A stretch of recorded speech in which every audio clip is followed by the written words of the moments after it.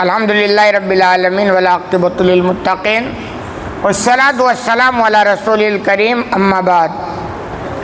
باتیں حدیث نمبر 3364 کے تعلق سے چل رہی ہیں، جس میں حضرت ابراہیم علیہ السلام، ان کی بیوی ہاجرہ اور ان کے بیٹے اسماعیل علیہ السلام کا واقعہ بیان ہوا۔ بات یہاں تک ہوئی کہ ہاجرہ ان کے بیٹے اسماعیل زمزم کے پاس رہنے لگے، چنانچہ قبیلے بنی جرہم کے کچھ لوگ آ کر وہاں آباد ہو گئے۔ جب اسماعیل علیہ السلام جوان ہو گئے تو بڑے حسین و جمیل، خوبصورت، بھولے بھالے تھے، چنانچہ قبیلے بنی جرہم والوں نے اپنے میں سے کسی عورت سے ان کی شادی کر دی، اور اس کے بعد ہاجرہ یعنی اسماعیل علیہ السلام کی والدہ ہاجرہ کا انتقال ہو گیا۔ کہہ رہے فجاء ابراہیم بعد ما تزوج اسماعیل، اسماعیل علیہ السلام کی شادی کے بعد ابراہیم علیہ السلام آئے۔ یطالو ترکتہ، وہ اپنے چھوڑے ہوئے خاندان کو دیکھنے کے لیے آئے کہ بھائی جن کو ہم وہاں چھوڑ دیے ہیں، چلے دیکھ کر آتے ہیں کیا حالات ہیں۔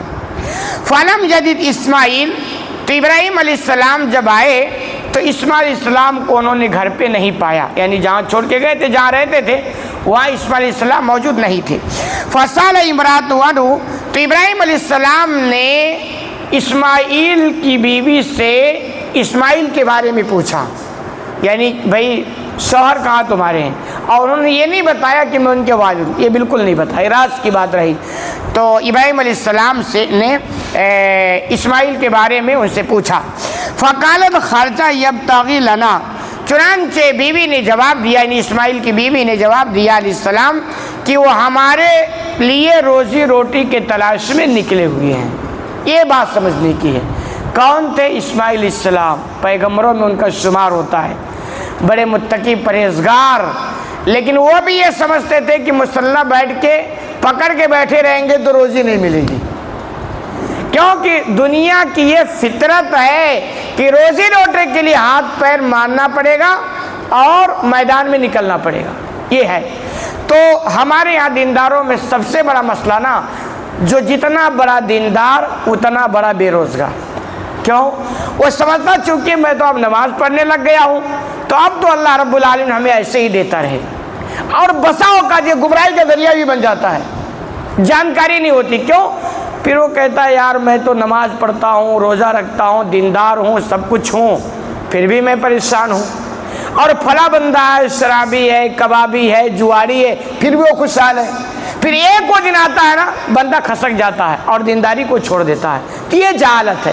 روزی روٹی کا معاملہ کہ دیکھو محنت پر ہے، اس کے بعد تقدیر۔ بعض لوگ کہتے ہیں مقدر میں لکھا ہوگا تو مل جائے گا۔ بابو مقدر میں یہ بھی لکھا ہے کہ جو محنت کرے گا اسی کو ملے گی، جو محنت نہیں کرے گا اس کو نہیں ملے گی۔ محنت کے بعد تقدیر ہوتی ہے، محنت سے پہلے تقدیر نہیں ہوتی ہے۔ تو اس میں لوگوں کے لیے عبرت ہے کہ اسماعیل علیہ السلام روزی روٹی کی تلاش کے لیے باہر نکل گئے۔ ثم سالان عیشہم وحیتہم، پھر ابراہیم علیہ السلام نے ان کے بیوی سے ان کی زندگی کے بارے میں، ان کے حالات کے بارے میں پوچھا کہ زندگی کیسی گزر رہی ہے، حالات کیسے ہیں۔ فقالت نحن بشر، تو بیوی نے جواب دیا، یعنی اسماعیل علیہ السلام کی بیوی نے، کہ ہم بہت پریشان ہیں۔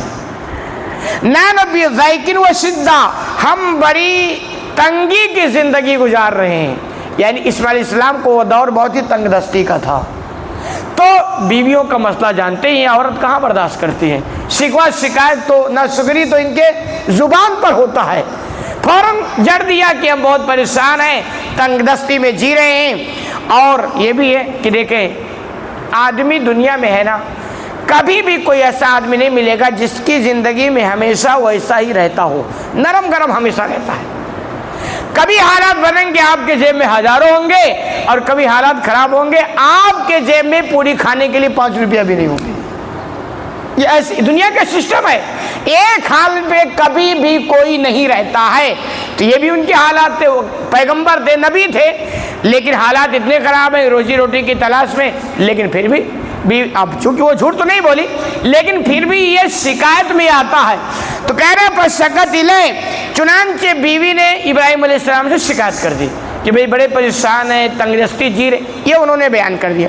قال فَإِذَا جَاءَ زَوْجِكِ فَقْرَئِ علیہ السلام، ابراہیم علیہ السلام نے اسماعیل علیہ السلام کی بیوی سے کہا کہ جب تمہارے شوہر آئیں تو ان کو میری جانب سے سلام کہنا، وَقُولِي لَهُ يُغَيِّرْ أَطْبَاقَ بَابِهِ، اور ان کو یہ پیغام دینا کہ اپنے دروازے کے چوکھٹ کو بدل دو۔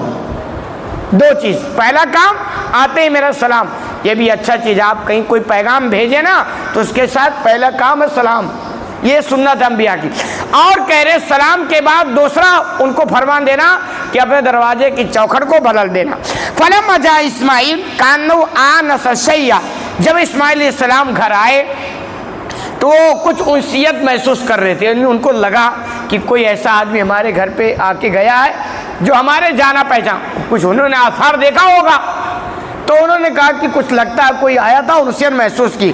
فَقَالَ هَلْ جَاءَكُم مِّنْ أَحَدٍ، پہنچتے ہی انہوں نے بیوی سے سوال کیا کیا تمہارے پاس کوئی آیا تھا؟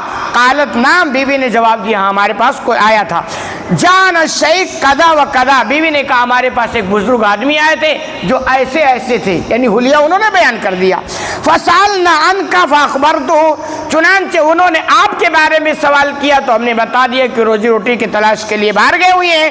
وسالنی کیف عیشنا فاخبرت انا فی جہد وشدہ، اور انہوں نے ہماری زندگی کے بارے میں سوال کیا تو ہم نے کہہ دیا کہ ہم بڑی مشقت کی زندگی جی رہے ہیں، بڑی تنگ دستی کی زندگی جی رہے ہیں، یعنی انہوں نے سب بیان کر دیا کہ ہم نے ایسی ایسی بات کہی ہے۔ کالا فالا اسا کی بھی شیء، تو اسماعیل السلام نے کہا کیا انہوں نے کوئی وصیت بھی کی ہے؟ یعنی وہ سمجھ گئے کہ اگر اس طرح بات ہوئی ہے جو تم نے شکوہ شکایت ان کو کر دی تو ضرور کوئی وصیت ہوگی، تو انہوں نے فوراً سوال کیا کیا انہوں نے کوئی وصیت بھی ہے؟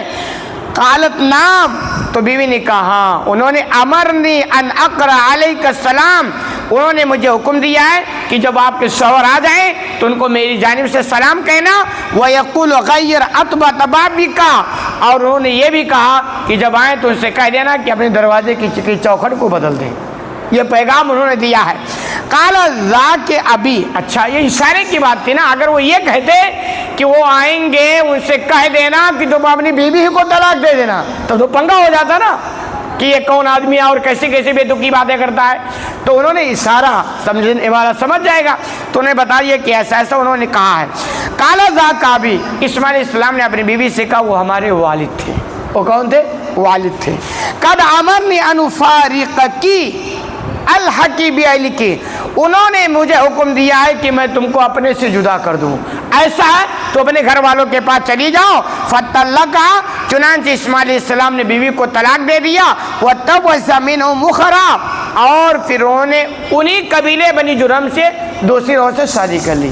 تو یہ کہ پیغمبر کی زندگی میں اگر کوئی ناشکری عورت آ جائے گی تو مسئلہ ٹیڑھا ہے نا، تو یہ چیز سمجھ میں آتی کہ زندگی میں ہمیشہ شکر گزاری ہونی چاہیے، صبر و شکر جس کی زندگی میں آگے نا انشاءاللہ دنیا کے اندر بھی وہ ٹینشن فری ہو کر جیے گا، اور جس کے اندر یہ دونوں بیماری ہو گئی، صبر نہیں شکر نہیں، کچھ بھی مل جائے وہ کبھی بھی سکون کے ساتھ دنیا میں جی نہیں سکتا ہے۔